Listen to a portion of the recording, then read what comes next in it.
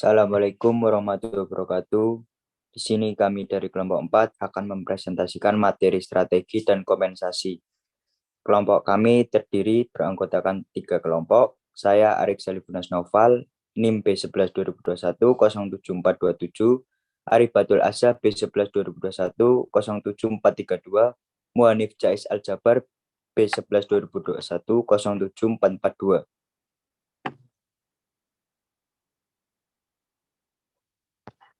Pengertian kompensasi. Kompensasi adalah sesuatu yang diterima karyawan atas dasar jasa yang mereka sumbangkan pada pekerjaannya. Mereka menyumbangkan apa yang menurut mereka berharga, baik tenaga ataupun pengetahuan yang mereka miliki.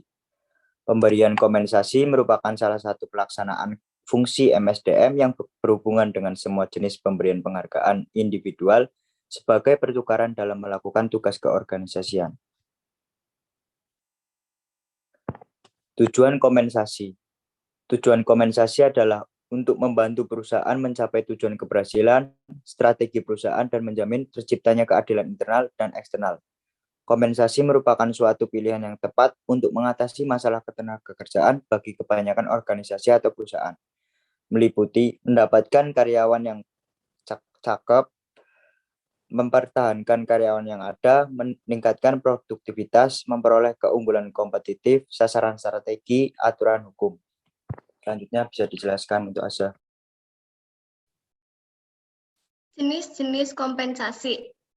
Jenis-jenis kompensasi dibagi menjadi 2 bagian, yaitu secara langsung dan secara tidak langsung.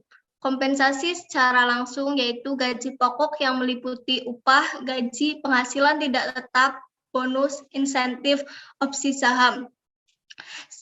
Jenis kompensasi secara tidak langsung yaitu tunjangan yang meliputi asuransi kesehatan jiwa, cuti berbayar, dana pensiun, dan kompensasi pekerja lain-lain.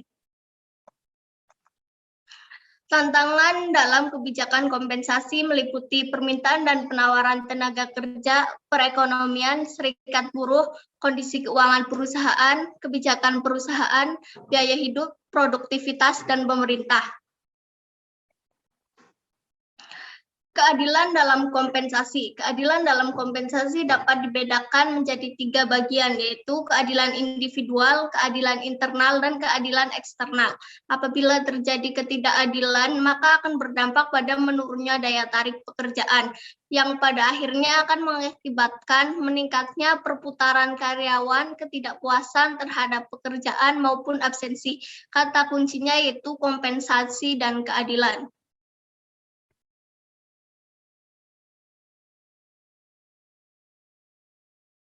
Strategi kompensasi meliputi alokasi anggaran. Strategi mengalokasikan anggaran sejatinya mencakup pendekatan organisasi atau perusahaan untuk mengalokasikan sejumlah nilai kompensasi ke dalam gaji dan tunjangan.